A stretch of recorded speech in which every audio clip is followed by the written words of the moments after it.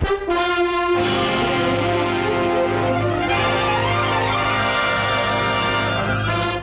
Office of the Coordinator of Interamerican Affairs presents Belo Horizonte, a planned city with a plan.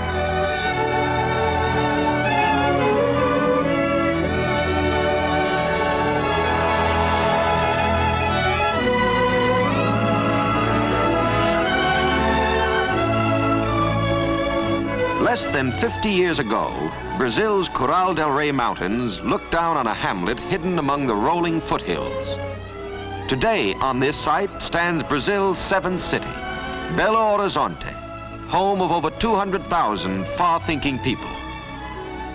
Capital of the state of Minas Gerais, located in the south-central part of Brazil, Belo Horizonte is 287 miles from Rio de Janeiro, Brazil's largest city and world-renowned for its fabled beauty.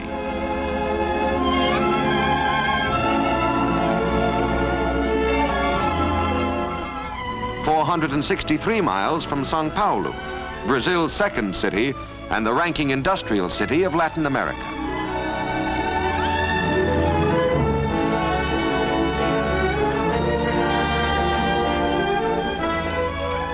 Prior to the year 1897, the unique and interesting colonial city of Ouro Preto, now preserved as a national monument, served as capital for Minas Gerais.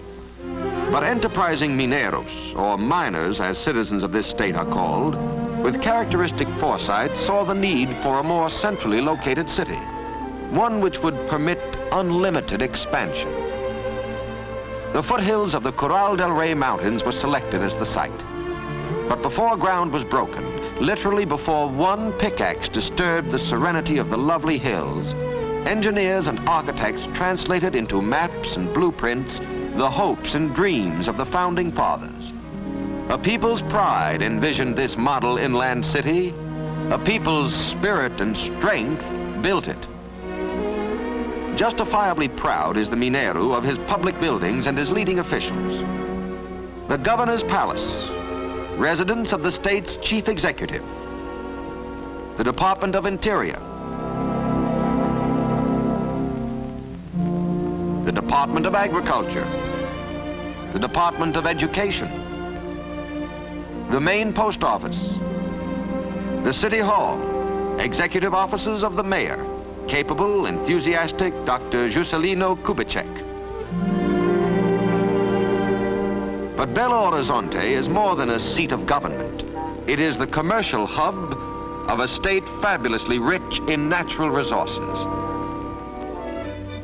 A visit to the Feira de Amostras, a building erected to house a permanent exposition of the economic wealth of this great state, will help to explain the phenomenally rapid growth of its principal city. It has been said that the state of Minas Gerais has a chest of iron and a heart of gold. Here, the history of gold is the history of colonial Brazil under Portugal, and more particularly of the development of the state of Minas Gerais. For 350 years, in this oldest, richest gold mining community of Morro Velho, within sight of Belo Horizonte, Brazil produced more gold than the rest of the Americas combined.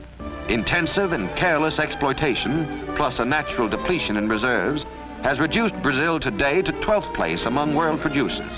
Even this comparatively small output of gold reflects itself on the economic life of the city.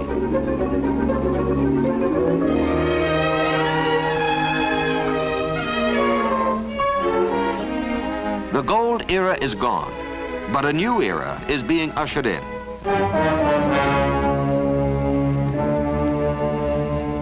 King Iron, long a slumbering giant in the mountains of Minas Gerais, is beginning to stir.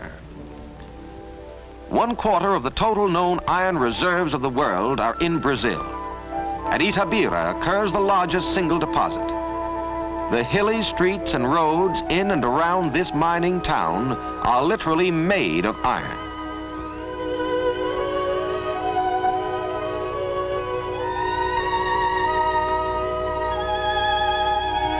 This peak is estimated to contain over 100 million tons of hematite. So high grade is the ore that the average will assay 68% of a theoretically possible 72% of pure iron. The railroad from Belo Horizonte is being extended to the peak by cutting through mountain passes and by filling in deep gorges. Building roadbeds is no simple engineering problem in this rugged terrain, but the work goes on. The ore, much of which will be used to make these very rails, is loaded into heavy-duty trucks and hauled several miles to the railroad terminus. From this point, the ore train proceeds toward the railroad yards of Belo Horizonte.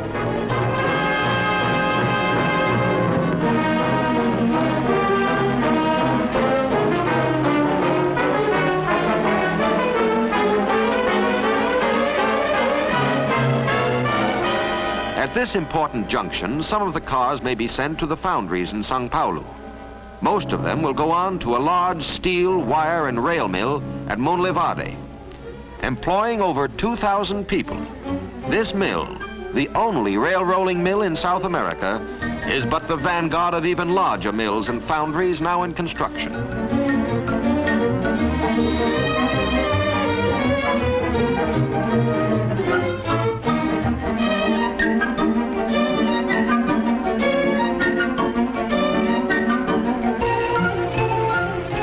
Brazilian industry, responding to the tasks imposed by the war, is on the march. Well do the Mineiros know that in this great drama, on which the curtain is now only rising, their state and their capital city are destined to play important roles. On display in the exhibition building, a visitor will see two other minerals, quartz crystal and mica, both native to this state. The exigency of war has skyrocketed these minerals to an even higher place of prominence than they originally enjoyed in the peacetime markets of the world. Quartz crystal, of which this mounted specimen is an outstanding example, today is an indispensable strategic material. It's the special electrical property of this mineral which has made it possible for the armed forces of the United Nations to have such highly sensitive and accurate communicating and detecting devices.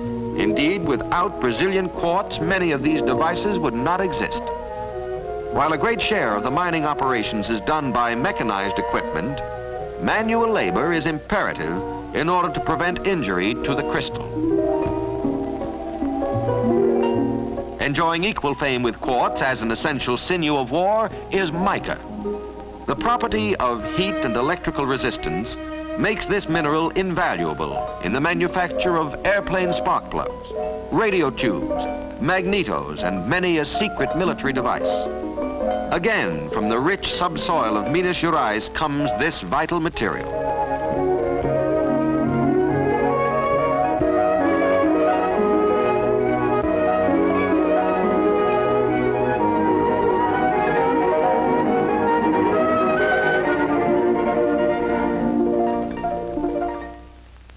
In the cutting and trimming shops, busy Mineiros, men, women, and children, keep these leaves of mica moving toward the stockpiles of American factories and arsenals, and thus are contributing their very ample share to the cause of freedom.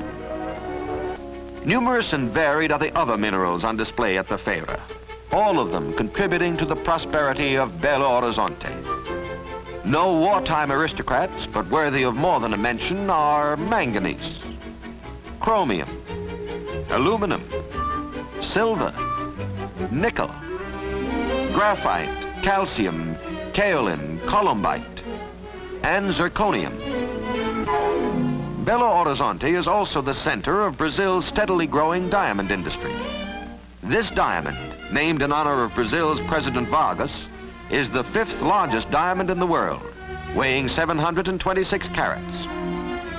In the production of semi-precious stones, the state of Minas Gerais is the undisputed leader of the world.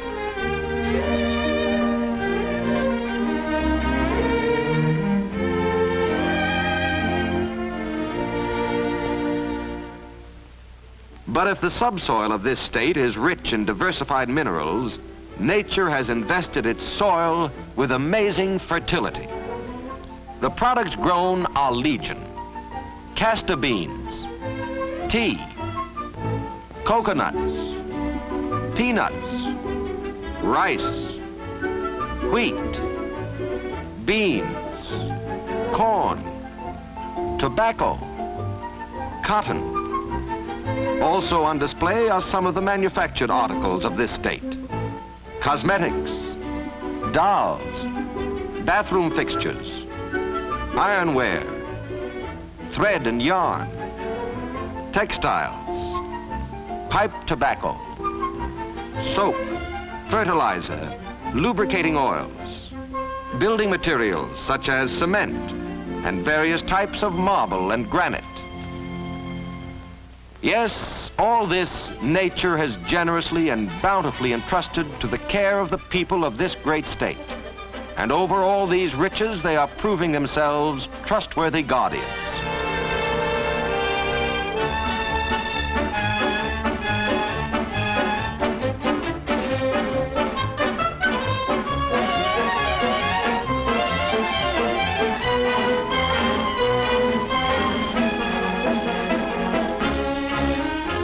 To accommodate their rapidly expanding industries, they are putting into execution a plan which was well prepared in advance.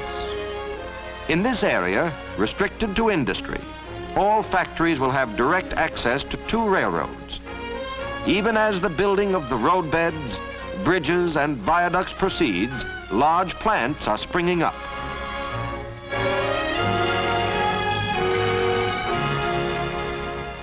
Equally as progressive and forward-looking were the Mineros in designating and providing ample and spacious residential districts.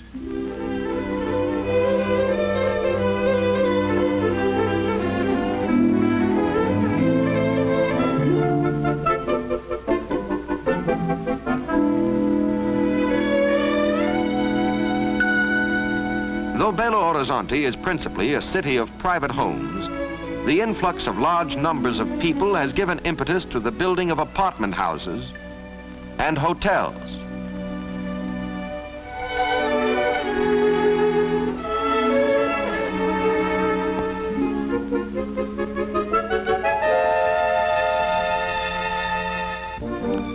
Throughout Brazil, primary school education is compulsory. Centrally located in each community are fine schools. Judged by any standard, the educational system of Belo Horizonte is efficient and advanced.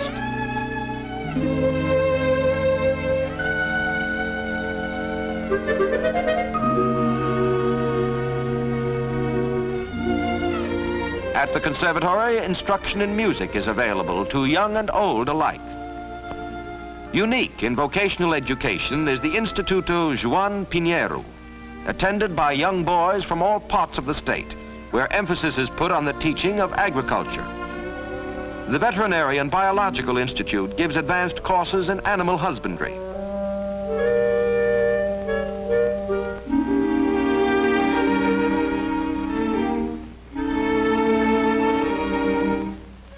The public library houses a fine collection of reference works, available to the student in Portuguese, French, or English. Great progress has been made in improving the lot of the underprivileged boy. Fashioned on the same pattern as Father Flanagan's Boys Town, this school, supported by the 5 city newspapers, trains these boys in the printer's trade. In dealing with crime, the Mineros have brought penology to a high point of accomplishment. The penitentiary of Neves is one of the most modern prisons in the world. To return men to society as useful citizens is the ultimate aim of every prison.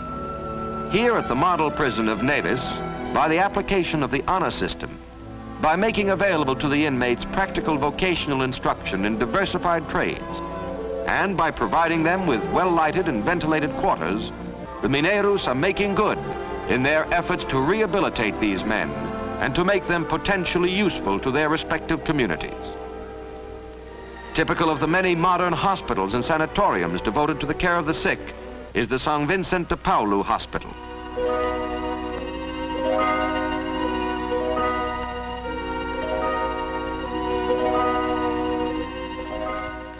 In planning their city, the Founding Fathers allocated a large tract of land for a municipal park. Today, in this beautifully landscaped park, in the heart of the city, the Mineiro and his children avail themselves of the many facilities for diversion and play.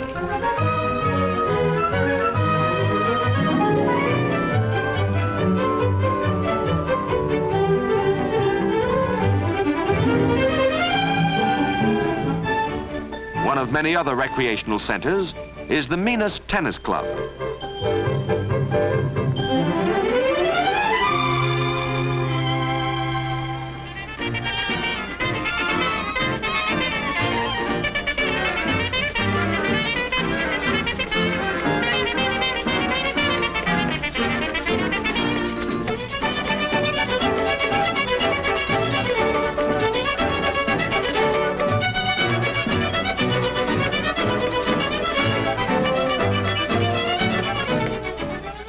Around attractive Lake Pampulha, a few minutes' drive from the center of town, a new residential district is being built in the traditional way of the Mineiro, according to plan.